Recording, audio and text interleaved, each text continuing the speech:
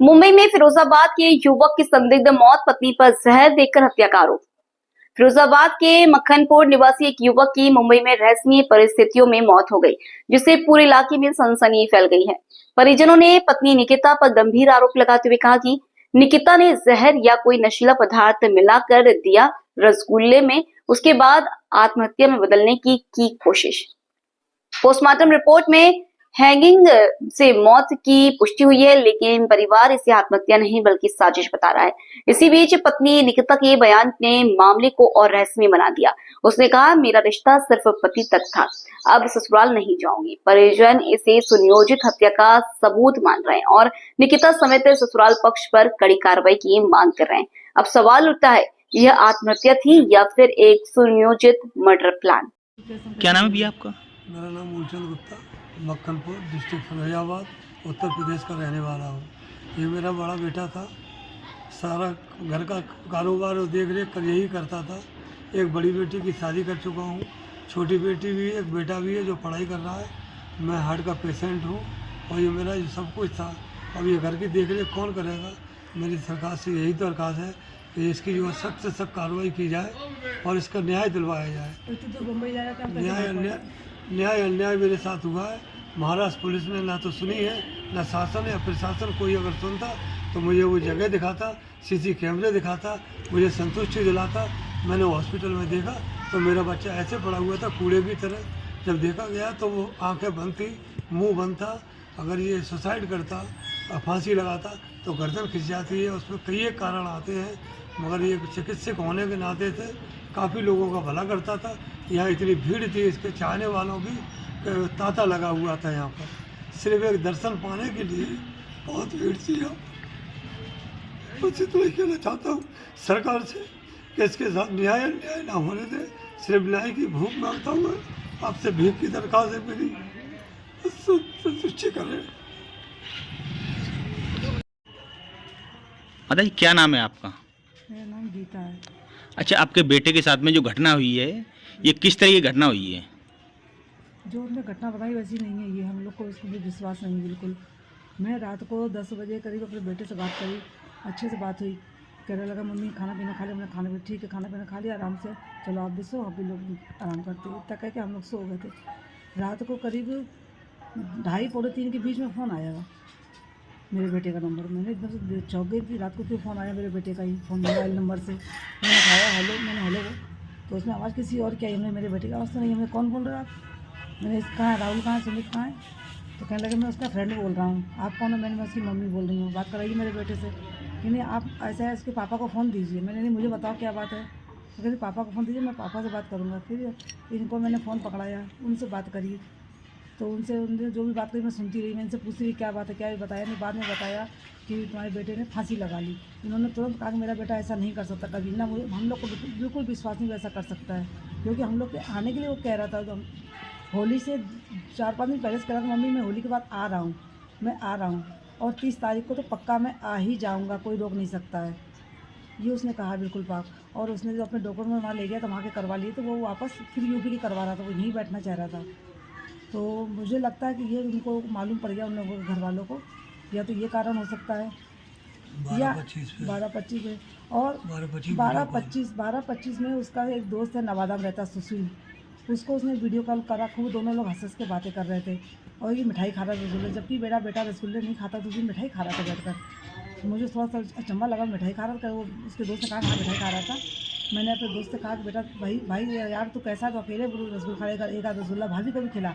उसने तुरंत उठाया उस प्लेट से उसको खाने के लिए, उसने तुरंत हाथ लगाया कि नहीं ये मैं नहीं खाऊंगी, ये स्पेशल मैंने आपके लिए बनाया, आप खाइए। दूसरा डाउट मेरे यहाँ पे जाता है कि उसने मिठाई क्यों नहीं खाई, इसको इसकी स्पेशल उसके लिए बनाया।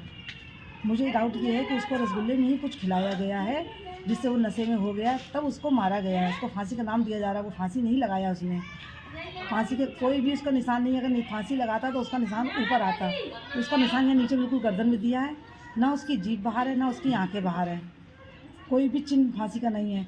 तो वहाँ के लोगों ने पैसा हमको लगता है ले लिया है, कुछ भी किया हो, लेकिन वो लोग उसको फांसी का आधार दे रहे हैं। मेरा बेटा फांसी नहीं लगा सकता है, और हम लोग की सुनवाई बिल्कुल भी नहीं हो रही, कहीं से भी सुनवाई नहीं हो रही है।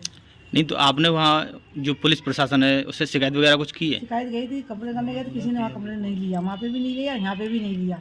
जबकि घटना यहाँ से उठ के वहाँ बम्बई गई। मेरा बेटा तो यहाँ का था ना, यूपी का, मक्खनपुर का। यहाँ से गई, यहाँ थाने में भी गए, यहाँ भी किसी ने नहीं सुना, वहाँ भी कोई नहीं सुन रहा है। वहाँ का जो इंचार्ज था, वहाँ का इंचार्ज, उनसे कहा कि जगह दिखवाओ, और वो वहाँ का इंचार्ज था, तो मेरे पति ने उनसे कहा कि जहाँ पे ये घटना हुई है उस जगह को मेरे को दिखाओ, कहाँ उसने फांसी लगाई है, सीसी का उसके सीधी कैमरा दिखाओ, उसकी फ़ोटो दिखाओ कहाँ लटका था, कौन उतार के लाया। ना तो उनके पास कोई फ़ोटो है फांसी की, ना किसी ने, कोई कभी कहता है कि हमने उतारा, कभी कहता है उसने उतारा, कोई फ़ोटो नहीं किसी ने दिखाई कि कहाँ लटका हुआ, ना सीटी कैमरा दिखा रहे हैं। तो इससे मेरा शक पक्का जा रहा है। फिर जब वहाँ से फिर 2 दिन बाद मिट्टी लेकर आ रहे तो उस लड़की से कहा गया कि भाई तुम्हारा पति गया है, तो हमारे रीति रिवाज होते हैं, उसके हिसाब से तुम वापस हमारे साथ चलो, 13 दिन का शोक मनाओ, उसके बाद वापस आ जाना। अगर तुम्हें डर है तो यहाँ से किसी को लिखवा कर ले चलो, या किसी पुलिस वाले को, किसी को अपने साथ ले चलो।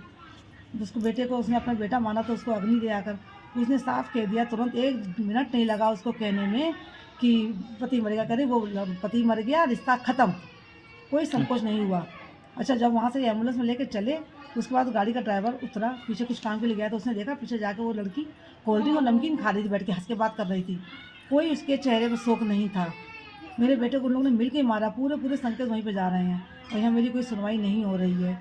क्या नाम था उसका? निकिता, ये मुंबई की रहने वाली वो थी? मुंबई की रहने वाली है निकिता, मराठी है, 11-12 साल का लड़का है उसके पास। उस लड़के ने कुछ बताना चाहा, वो डरा हुआ सहमा हुआ था, उस बच्चे से मिलने नहीं दिया गया। वहाँ की पुलिस सुनवाई नहीं करती। अगर पुलिस वहाँ से उसको, लड़की को उठवाती, अपने थाने में लेती, उससे पूछताछ करती, कुछ ना कुछ उसको गलती हो, वो बच्चा पूरा उगलेगा अगर बच्चों से पूछा जाए। बच्चे ने कुछ भी, बच्चे से मिलने नहीं दिया गया है। अच्छा, अब आप लोग क्या चाहते हैं? हम चाहते हैं हमारे बेटे को इंसाफ मिले। आज अगर हमारे बेटे की जगह वो वहाँ मर गई होती तो मेरा बेटा तुरंत वहाँ से उड़ जाता, यहाँ से हम सब उड़ जाते। और आज मेरा बेटा चला गया, उसके घर में सब खुला घूम रहे हैं, कोई वो नहीं देख रेख हो रही है, कोई सुनवाई नहीं हो रही है। मोबाइल भी उसका जब्त नहीं किया, मेरे बेटे का मोबाइल उनके पास रखा। मेरे बेटे का इंस्टाग्राम और फेसबुक वगैरह सब वो चला रही, आज भी चला रही बैठकर, अभी भी ऑनलाइन चल रहे हैं, उसका मोबाइल जब्त नहीं किया गया। मुझे इंसाफ, मेरे बेटे को जब यहाँ से वो लेकर गई थी तो मुझे डर था कि कहीं उसके साथ कुछ घटना ना हो जाए। मैंने बेटे को बहुत समझाया, लेकिन वो बेटा उसको प्यार में पागल था, उसको ऐसा पागल कर रखा था उसने। लेकिन उसके बाद में जब वो चले गए यहाँ से लेकर उसको, तो मैं थाने गई, मक्खनपुर थाने में जाकर मैंने ऑनलाइन रिपोर्ट लिखवाई थी, ऑनलाइन मैंने शिकायत करी थी उसके खिलाफ कि मेरे बेटे को जान का खतरा है, वो तहरीर के लिए। फिर वो थाने में रिपोर्ट आई थी, तो थाने में हमको बुलाया गया। वहाँ कब लिखवाई थी आपने? देरी तारीख याद नहीं आ रहा, लेकिन यहाँ से जैसे वो लोग गए हैं तभी दिवाली से पहले की बात है, दीपावली से पहले की बात है ये। अच्छा। जैसे उसको लेकर गए थे तभी लिखवाया था हमने जाकर। तो फिर वहाँ से हमको ये भी था कि वहाँ से जाकर उन्होंने हमको बुलाया कि बताइए आगे क्या करना है। तो उधर हमको ये भी डर लग रहा था कि कहीं मेरे बेटे को पता चल गया मैंने उस बहू के खिलाफ लिखा है, तो वो उसके ऊपर भरोसा करता था पूरा।